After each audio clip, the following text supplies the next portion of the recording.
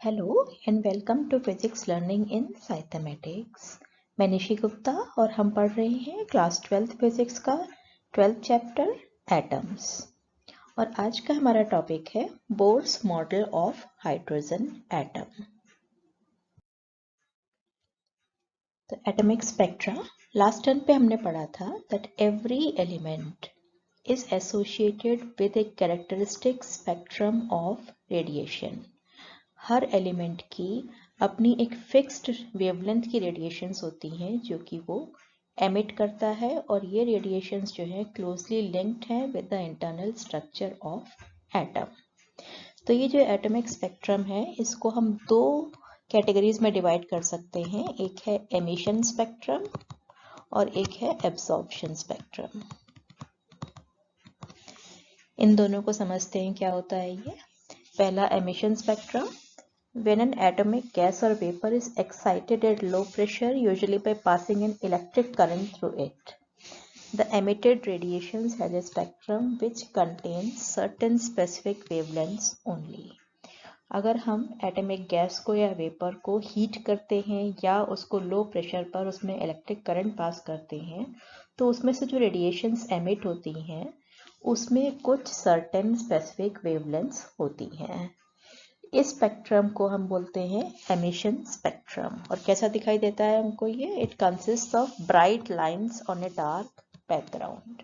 ये हमने एक हॉट गैस ली है, इससे जो रेडिएशंस एमिट होती हैं इनको हम ऑब्जर्व करते हैं तो हमको कुछ ब्राइट लाइंस जो है दिखाई देती है। इसको हम एमिशन लाइन स्पेक्ट्रम कहते हैं। ये जो स्पेक्ट्रम है it can therefore serve as a type of fingerprint for identification of gas। ये एक फिंगरप्रिंट की तरह काम करता है, यानी कि हमें पता है कि किस एलिमेंट से किस वेवलेंथ की रेडिएशंस एमिट होनी है, तो उन रेडिएशंस को पहचान के हम देख सकते हैं कि कौन सा एलिमेंट हमने यूज किया है। हम उस एलिमेंट को जो है आइडेंटिफाई कर सकते हैं। दूसरा होता है एब्जॉर्प्शन स्पेक्ट्रम। ये क्या होता है? When white light passes through a gas and we analyze the transmitted light using a spectrometer, we find some dark lines in the spectrum. And these dark lines correspond precisely to those wavelengths which were found in the emission line spectrum of the gas. This type of spectrum is called absorption spectrum. अगर हम white light, ये bulb लिया है हमने, white light emit हो रही है इससे, इस लाइट को पास करते हैं कोल्ड गैस से, और जब हम इस ट्रांसमिटेड लाइट को एनालाइज करते हैं तो हम क्या देखते हैं, ये कोल्ड गैस जो है ये कुछ पर्टिकुलर वेवलेंथ्स को एब्जॉर्ब कर लेती है। तो ये वाइट लाइट का जो स्पेक्ट्रम था वो कंटिन्यूस स्पेक्ट्रम ना होके हमको इसमें बीच बीच में डार्क लाइंस दिखाई देती हैं जो कि उस गैस ने एब्जॉर्ब कर लेती है। तो इस स्पेक्ट्रम को हम बोलते हैं एब्जॉर्प्शन स्पेक्ट्रम। और अगर हम सेम गैस ले रहे हैं तो हम देखते हैं कि ये वही लाइंस होती हैं जो कि एमिशन स्पेक्ट्रम में ये एमिट करती है। इस गैस ने गर्म करने पर जो जो वेवलेंथ्स एमिट करी थी, कोल्ड गैस जो है वो उन्हीं वेवलेंथ्स को वाइट लाइट में से एब्जॉर्ब कर लेती है। तो ये दो तरह के स्पेक्ट्रम होते हैं एलिमेंट्स के, एमिशन स्पेक्ट्रम और absorption spectrum. Spectral series of hydrogen. Hydrogen क्योंकि सबसे सिंपलेस्ट एलिमेंट है तो इसका जो स्पेक्ट्रम है वो सबसे सिंपलेस्ट होता है। ये हम देख रहे हैं फिगर में हाइड्रोजन का स्पेक्ट्रम, जिसमें हमें काफ़ी सारी लाइंस दिखाई दे रही हैं, लेकिन अगर हम इनको ध्यान से देखें तो इनमें कोई भी ऑर्डर या रेगुलरिटी हमको दिखाई नहीं देती है। हम क्या देखते हैं? The spacing between lines with certain sets of hydrogen spectrum decreases in a regular way. अगर हम कुछ पार्ट्स में डिवाइड कर दें, जैसे कि हमने एक पार्ट ये ले लिया है, तो हम देखते हैं इसकी जो लाइंस है उनकी स्पेसिंग धीरे धीरे एक रेगुलर वे में कम होती जा रही है अगर हम राइट से लेफ्ट चल रहे हैं, हाई वेवलेंथ से लो वेवलेंथ की तरफ। इसी तरह से ये दूसरी सीरीज है, इसको हम देखते हैं तो जब हम राइट से लेफ्ट मूव करते हैं तो इसकी भी वेवलेंथ धीरे धीरे कम होती जाती हैं और इनकी स्पेसिंग भी है धीरे धीरे कम होती जाती है। तो ये थर्ड सीरीज है। तो इन जो ग्रुप्स, जो हमने ग्रुप्स डिवाइड कर लिए हैं इसको, these sets is called spectral series. इनमें से जो सबसे पहले ऑब्जर्व किए गए हाइड्रोजन के series that was Barmer series which was observed bye school teacher John Jacob Barmer. यानी किस रीजन में है? In the visible region of hydrogen spectrum. तो इन्हीं के नाम पे इसका नाम जो है बार्मर सीरीज दिया गया। तो बार्मर ने ये जो वेवलेंथ्स है इस सीरीज की, इनको ऑब्जर्व करने के लिए, उनको कैलकुलेट करने के लिए एक एम्पेरिकल फॉर्मूला दिया जो कि इन ऑब्जर्व वेवलेंथ से मैच करता है या इनकी इनको सेटिस्फाई करता है। क्या है ये formula? That is 1/λ is equal to r 1/2 square minus 1/n square. इसमें लैम्डा क्या है? वेवलेंथ है, जो स्पेक्ट्रल लाइन है उसकी वेवलेंथ। R एक कांस्टेंट है जिसको हम रेडबर्ग कांस्टेंट बोलते हैं और उसकी वैल्यू कितनी होती है? 1.097 × 10⁻7 मीटर इनवर्स। और ये जो n है इसकी वैल्यूज कोई भी इंटीग्रल हो सकती है ग्रेटर देन 2 से बड़ा कोई भी इंटीजर, इट मीन्स 3, 4, 5, 6 इस तरह से इसकी वैल्यूज हो सकती हैं। तो ये इक्वेशन जो है इन लाइंस की वेवलेंथ को जो है कैलकुलेट कर सकते हैं हम इससे। तो इसको हम बोलते हैं, इस इक्वेशन को, बार्मर फॉर्मूला। तो ये हम फिगर में देख रहे हैं, this is Barmer series of hydrogen spectrum which is in the visible region. तो ये हमको इसमें डिफरेंट वेवलेंथ दिखाई दे रही हैं। इनमें से जो लॉन्गेस्ट वेवलेंथ है 656.3 nanometer, this is called H alpha line. The next one, which wavelength is 486.1 nanometer, is called H beta. The next is called H gamma and so on. As the wavelength decreases, जैसे जैसे wavelength decrease होती है, यानी कि हम higher से lower की तरफ जाते हैं, तो हम क्या देखते हैं? The lines appear closer to each other. धीरे धीरे इनकी spacing जो है वो कम होती जाती है और साथ ही इनकी intensity भी धीरे धीरे कम होती जाती है। तो अगर हम बार्मर रिलेशन यूज करें, बार्मर फॉर्मूला यूज करें, तो हम इनकी वेवलेंथ निकाल सकते हैं। जैसे कि H अल्फा लाइन की वेवलेंथ निकालनी है तो हम n की जगह क्या रख देंगे? 3 रख देंगे इस इक्वेशन में। तो हमको मिल जाता है lambda is equal to 656.3 nanometer. इसी तरह से अगर हमें H बीटा की निकालनी है तो हम क्या रखेंगे? n की जगह 4 रख देंगे, तो हमें नेक्स्ट लाइन की वेवलेंथ जो है मिल जाती है। इसी तरह से जो शॉर्टेस्ट वेवलेंथ है उसको निकालने के लिए हम क्या रखेंगे? n की जगह इन्फिनिटी रख देंगे इस n की जगह, then you will get the shortest wavelength which is 364.6 nanometer. तो ये जो है इन्फिनिटी पर जब हम n की वैल्यू इन्फिनिटी रखते हैं तो हमको शॉर्टेस्ट वेवलेंथ मिल जाती है और इसके बाद जो है कोई भी हमको डिस्टिंक्ट वेवलेंथ दिखाई नहीं देती है इस सीरीज में।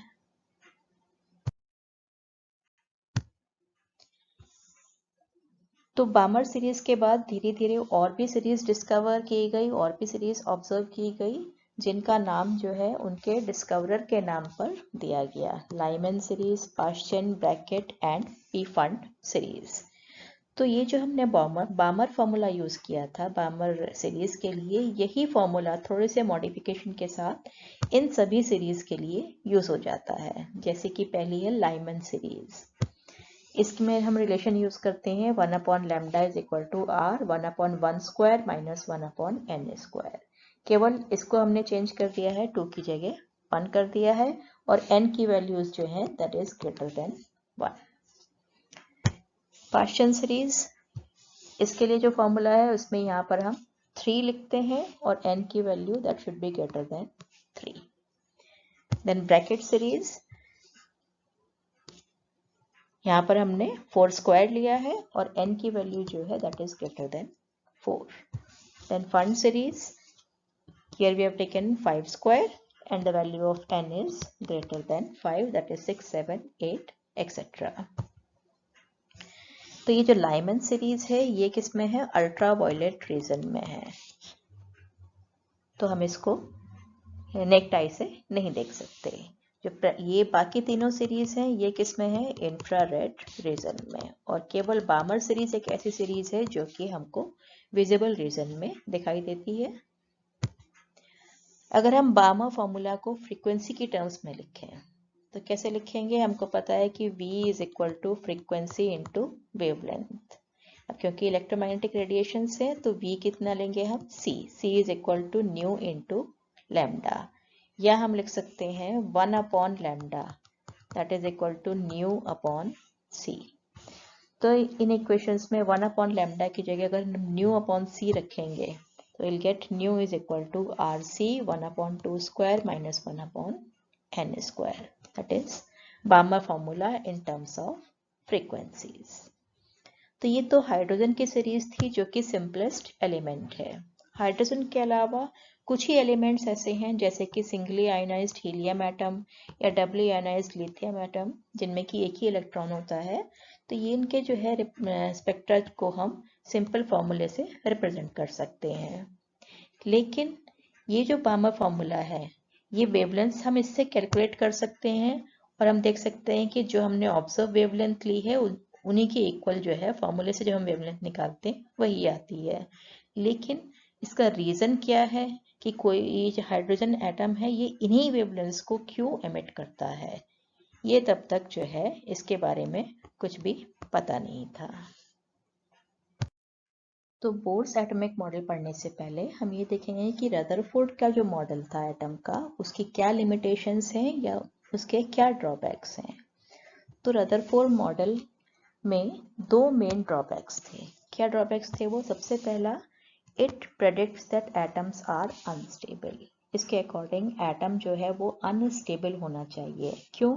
Because the accelerated electrons revolving around the nucleus, जो इलेक्ट्रॉन्स रिवॉल्व कर रहे हैं न्यूक्लियस के चारों तरफ, चार्ज पार्टिकल्स हैं वो, और जब चार्ज पार्टिकल एक्सेलरेटेड मोशन में होते हैं then they emit electromagnetic waves. It means उनकी एनर्जी धीरे धीरे कम होती जाएगी and they must spiral into the nucleus. This contradicts the stability of matter.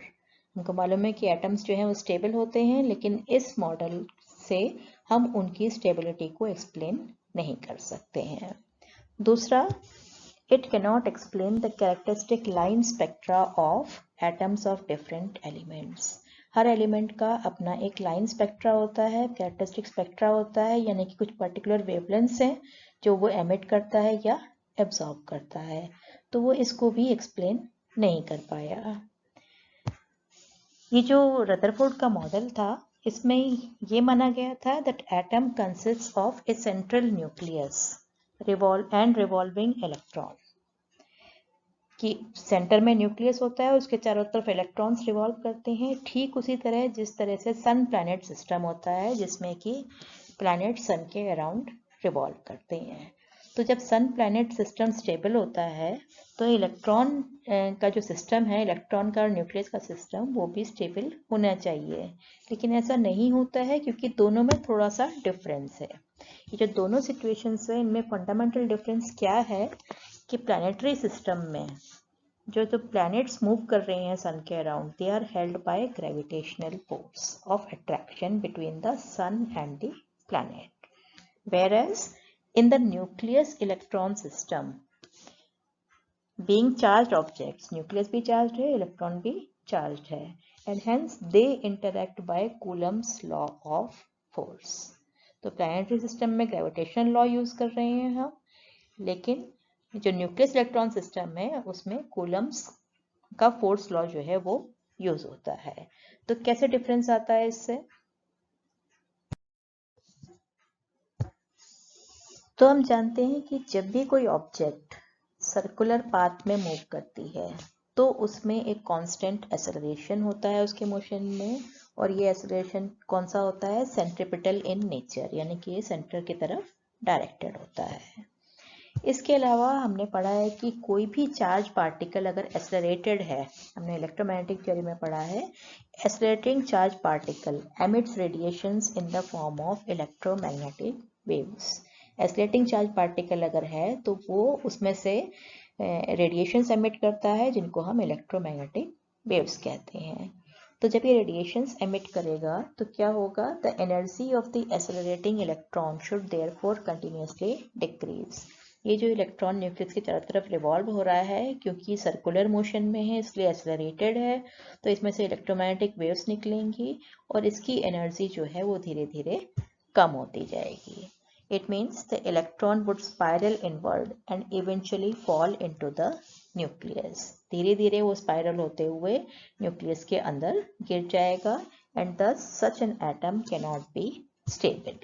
जैसे कि आप फिगर में देख रहे हैं कि ये जो इलेक्ट्रॉन है इस ऑर्बिट में रिवॉल्व कर रहा है, इतनी रेडियस है इसकी। जब इसमें से इलेक्ट्रोमैग्नेटिक वेव्स निकलेंगी, एनर्जी कम हो जाएगी तो रेडियस ऑर्बिट की कम हो जाएगी और धीरे धीरे जैसे जैसे इलेक्ट्रोमैग्नेटिक वेव्स निकलती जाएंगी उसकी रेडियस कम होती जाएगी और अल्टीमेटली वो न्यूक्लियस के अंदर कोलैप्स हो जाएगा. It means atom can not be stable. Further, according to electromagnetic theory, the frequency of electromagnetic waves emitted by the revolving electrons is equal to the frequency of revolution. ये जो electromagnetic waves emit कर रहा है उन waves की frequency किसके equal होती है? जो ये circular path में revolve कर रहा है उसके revolution की frequency के equal होती है. लेकिन हम देख रहे हैं कि जैसे जैसे इलेक्ट्रॉन स्पाइरल होता है अंदर की तरफ उसकी एंगुलर वेलोसिटी और उसकी फ्रीक्वेंसी जो है वो कंटिन्यूअसली चेंज होती जाती है. इसका मतलब जो वो इलेक्ट्रोमैग्नेटिक रेडिएशंस एमिट कर रहा है उनकी फ्रीक्वेंसी या उनकी वेवलेंथ भी कंटिन्यूअसली चेंज होती जाएगी. इसका मतलब हमको कैसा स्पेक्ट्रम मिलना चाहिए? हमको कंटिन्यूअस स्पेक्ट्रम मिलना चाहिए. लेकिन ऐसा नहीं होता है. कैसा स्पेक्ट्रम मिलता है? लाइन स्पेक्ट्रम मिलता है. पर्टिकुलर वेवलेंथ ही हम ऑब्जर्व करते हैं and therefore it is in contradiction to the line spectrum which is actually observed. So next is Bohr's model of hydrogen atom. तो रदरफोर्ड के एटॉमिक मॉडल के ड्रॉबैक्स या limitations को ध्यान में रखते हुए नील बोर ने उस मॉडल में कुछ मॉडिफिकेशंस किए और वो मॉडिफिकेशंस करने के बाद एटम का एक नया मॉडल दिया जिसको हम बोर्स मॉडल के नाम से जानते हैं. तो नील बोर के जो एटॉमिक मॉडल है उसमें जो है 3 मेन पोस्टुलेट्स हैं. क्या क्या है ये 3 पोस्टुलेट्स? जो फर्स्ट पोस्टुलेट है it describe the stationery states of the atom. इसके अकॉर्डिंग जो इलेक्ट्रॉन न्यूक्लियस के अराउंड रिवॉल्व करता है वो कुछ सर्टेन स्टेबल ऑर्बिट्स में ही रिवॉल्व करता है और वो ऑर्बिट्स ऐसे होते हैं जिनमें से कि कोई भी एनर्जी रेडिएट नहीं करता है. इसका मतलब each atom has certain definite stable states in which it can exist and each possible state has a definite total energy. इसीलिए इन ऑर्बिट्स को स्टेशनरी स्टेट्स भी कहा जाता है क्योंकि इसमें जब इलेक्ट्रॉन रिवॉल्व करता है तो वो कोई भी एनर्जी एमिट नहीं करता है. जो सेकेंड पोस्टुलेट है वो इन्हीं स्टेबल स्टेट्स को डिफाइन करता है कि ये स्टेट्स कौन सी होती हैं. तो क्या कहता है ये? It states that the electron revolves around the nucleus only in those orbits for which the angular momentum is integral multiple of h upon 2 pi where h is Planck's constant. यानी कि वे ही ऑर्बिट्स जो है possible है जिनके लिए angular momentum h upon 2 पाई का integral multiple है. तो फर्स्ट ऑर्बिट के लिए जो एंगुलर मोमेंटम है कितना होगा? h अपॉन 2 पाई. सेकेंड ऑर्बिट के लिए 2h अपॉन 2 पाई. थर्ड ऑर्बिट के लिए 3h upon 2 pi and so on. तो ये स्टेशनरी ऑर्बिट्स को डिफाइन करता है कि कौन कौन से ऑर्बिट्स ऐसे हैं जिनमें कि इलेक्ट्रॉन एग्जिस्ट कर सकता है.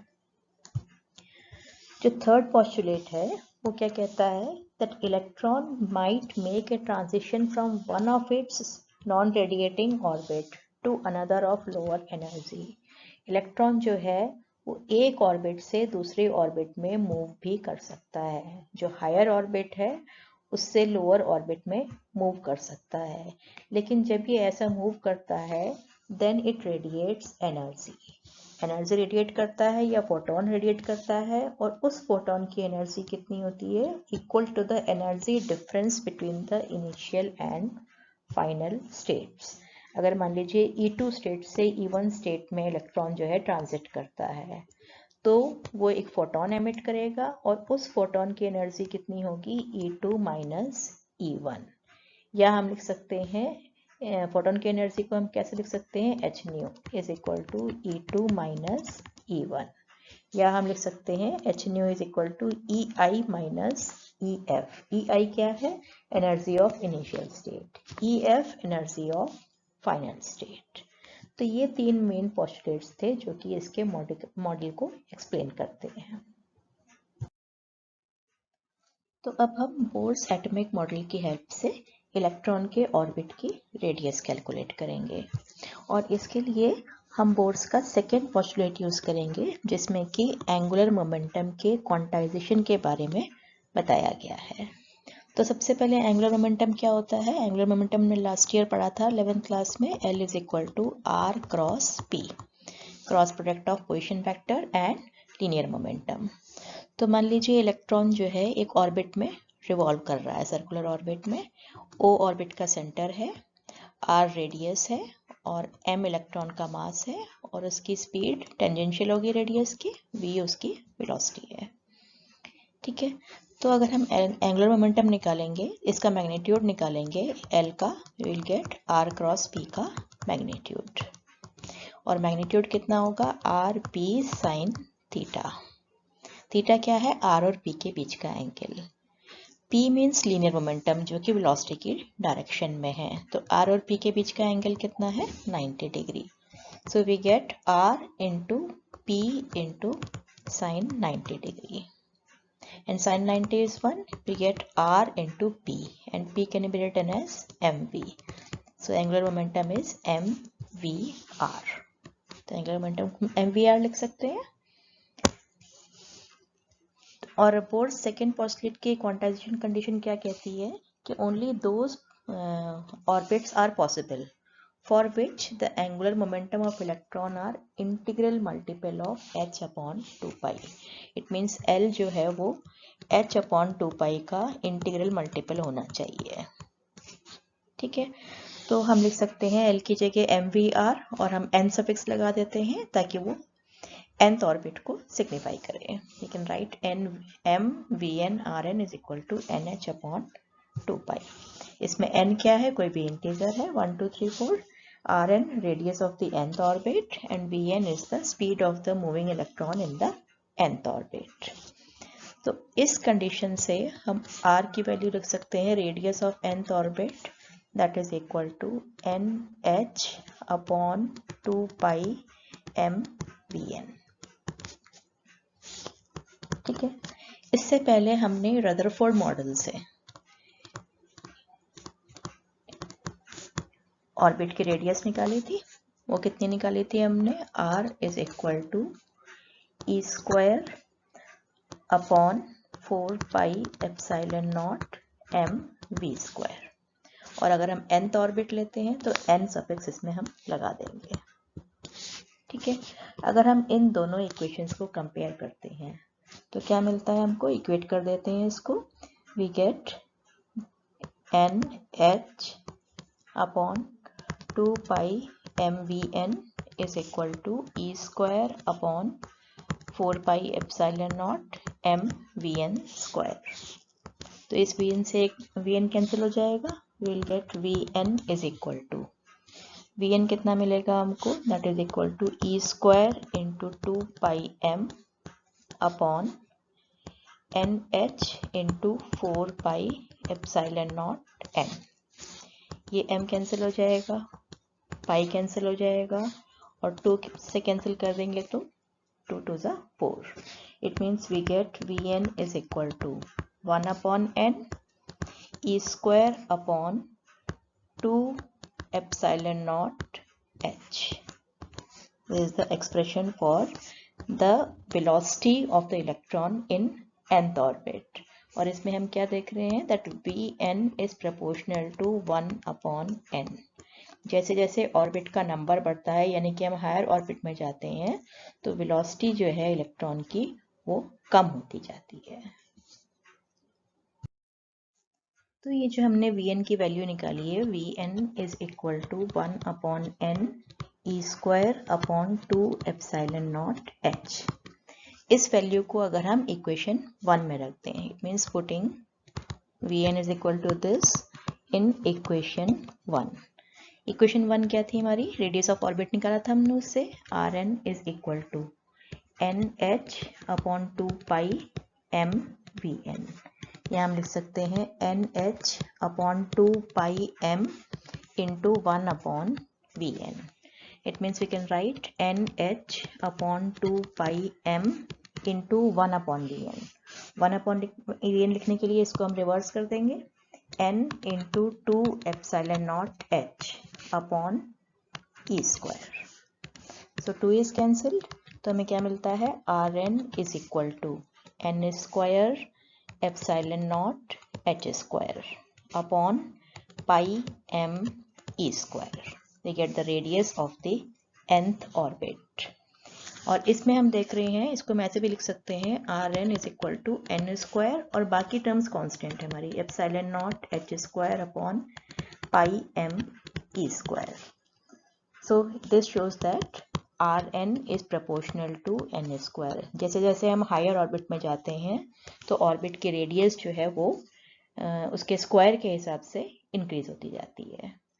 अब अगर हमें फर्स्ट ऑर्बिट की रेडियस निकालनी है तो फर्स्ट ऑर्बिट कौन सा होगा, जिसके लिए हम n इज इक्वल टू 1 रखेंगे, तो n की वैल्यू 1 रख देंगे, we will get the radius of the first orbit as h square epsilon nought upon pi m e square, and this radius of the first orbit is known as Bohr's radius and it is represented by the symbol a0 से represent करते हैं इसको हम। इसकी हम value भी calculate कर सकते हैं क्योंकि हमें सारे कांस्टेंट्स की वैल्यू पता है, h प्लैंक्स कांस्टेंट की वैल्यू पता है, एप्सिलॉन नॉट की वैल्यू पता है, pi mass of the electron known है और चार्ज ऑफ द इलेक्ट्रॉन भी नोन है। तो अगर हम ये सारी वैल्यू सब्स्टिट्यूट कर देते हैं, we get a0 is equal to 5.29 into 10 to power minus 11 meter. The total energy of the electron in stationary states of hydrogen atom can be obtained by substituting the value of this orbital radius, जो कि हमने निकाली है अभी, Rn is equal to n square epsilon naught h square upon pi m e square. इसकी value substitute कर देंगे हम किस में, जो हमने टोटल एनर्जी ऑर्बिट की निकाली थी by Rutherford's model, that is minus E square upon 8 pi epsilon nought R. और अगर हम nth ऑर्बिट ले रहे हैं तो n सफिक्स यूज करेंगे, E N, that is the energy of nth orbit, and R N radius of nth orbit. It means minus E square upon 8 pi epsilon nought into 1 upon R N. यहाँ हम लिख सकते हैं E N is equal to minus E square upon 8 pi epsilon nought 1 upon R N, means इस term को हम reverse कर देंगे, pi M E square upon N square epsilon nought H square. तो ये पाई की टर्म कैंसिल हो जाएगी, this gives E N is equal to minus M E 4 upon 8 n square epsilon naught square h square. So this is the total energy of the electron in nth orbit. और हम इसमें देख रहे हैं that En is proportional to 1 upon n square. It means the energy inversely varies with the square of the orbit number या principal quantum number. इसमें हम देख रहे हैं बाकी सब चीज़ें कांस्टेंट है, m कांस्टेंट है, मास ऑफ द इलेक्ट्रॉन पता है हमको, E charge of the electron पता है, और ये एप्सिलॉन नॉट और H की वैल्यू भी हमको पता है। तो अगर हम इसकी वैल्यू सब्स्टिट्यूट कर देते हैं, then we get En is equal to minus 13.6 upon n square. किस में है ये, इलेक्ट्रॉन वोल्ट में। वैल्यू सब्स्टिट्यूट करेंगे तो हमको जूल में आएगी ये एनर्जी और उसको हम इलेक्ट्रॉन वोल्ट में कन्वर्ट कर लेंगे, we will get En is equal to minus 13.6 upon n square electron volt. The negative sign of the total energy of electron moving in an orbit means that electron is bound with the nucleus. क्योंकि total energy negative है, इसका मतलब जो electron है वो nucleus के साथ में tightly bound है by the force of attraction. Energy will thus be required to remove the electron from hydrogen atom to distance infinitely far away from its nucleus. तो इलेक्ट्रॉन को न्यूक्लियस से बहुत दूर ले जाने के लिए हमको कुछ एनर्जी चाहिए होगी, क्योंकि इसकी टोटल एनर्जी नेगेटिव है, तो इतनी एनर्जी हम इसको देंगे तब वो जो है इलेक्ट्रॉन को हम इसमें से रिमूव कर सकते हैं। तो कुछ क्वेश्चंस करते हैं। Question number 12.4, A difference of 2.3 electron volt separates two energy levels in an atom. What is the frequency of radiation emitted when the atom makes transition from the upper level to the lower level? यानी कि bourse का हमें third postulate use करना है. क्या कहता है third postulate? जब इलेक्ट्रॉन हायर लेवल से लोअर लेवल में जाता है तो उसमें से एनर्जी एमिट होती है, रेडिएशन एमिट होती है या फोटोन एमिट होता है, और उस फोटोन की एनर्जी जो है, जो एनर्जी फोटोन की है, that is equal to EI minus EF, या हम लिख सकते हैं H न्यू. फोटोन की एनर्जी को हम लिखते हैं H into nu, that is equal to EI minus EF, और इसकी वैल्यू हमको गिवन है 2.3 इलेक्ट्रॉन वोल्ट.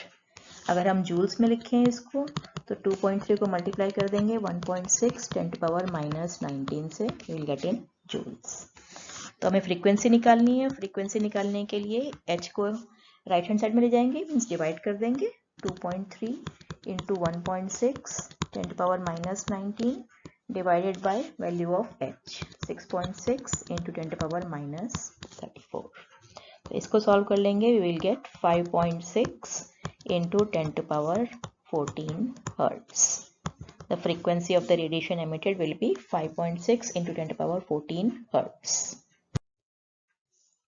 Next question 12.8.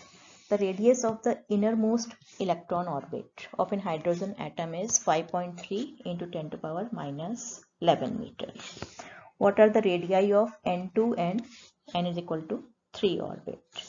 तो जो innermost orbit होता है उसकी रेडियस हम कैसे निकालते हैं? n की वैल्यू 1 रख देते हैं, we get epsilon nought h square upon pi m e square, और ये हमको गिवन है 5.3 into 10 to power minus 11 metre.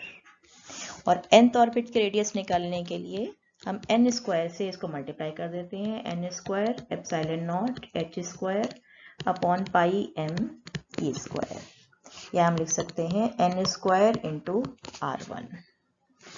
तो हमको अगर सेकेंड ऑर्बिट की रेडियस निकालनी है n is equal to 2, then we get R2 is equal to, n की जगह 2 रख देंगे, 2 का square into R1. It means 4 multiplied by R1 is given 5.3 10 to power minus 11 metre.